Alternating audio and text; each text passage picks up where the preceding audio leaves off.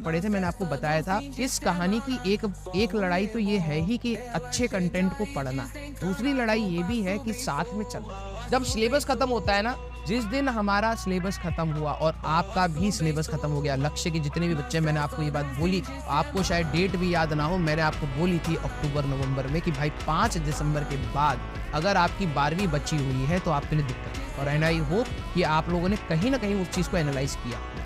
जिस दिन सिलेबस यहाँ खत्म हो, उससे पहले करने की कोई ज़रूरत नहीं है, मैं लिटरली बता रहा हूँ। हम लोगों ने इतना सफिशिएंट टाइम रखा है कि भाई यहाँ तक अच्छे से करेंगे, उसके बाद जेईई मेंस 1 करेंगे, जेईई मेंस 1 के बाद फिर हमें टाइम मिलेगा, फिर जेईई मेंस 2 के लिए हम लोग और तैयार करेंगे। तो यस, 5th ऑफ दिसंबर देखो डेट्स, ये सारी चीज़ें, बैच कब स्टार्ट होता है, कब खत्म होता है, कब क्या कहा गया, क्या नहीं कहा गया, हमें पर्टिकुलरली सारी याद रहे। तो मैं आप सभी लोगों को बोल रहा हूँ कि आप लोग अपने एफर्ट्स को बढ़ा करके रखना, क्योंकि बाद में अगर 15 जनवरी तक अगर आपके बैकलॉग रह गए तो ये बहुत बड़ा पेन पॉइंट होगा। आप एग्जाम में आती हुई चीज़ों को भी खराब करके आओगे, क्योंकि आप मेंटली थोड़ा सा ना ये रहोगे, यार मेरे को चीज़ें नहीं आती हैं, पता नहीं ये होगा नहीं होगा, डाउट में हो।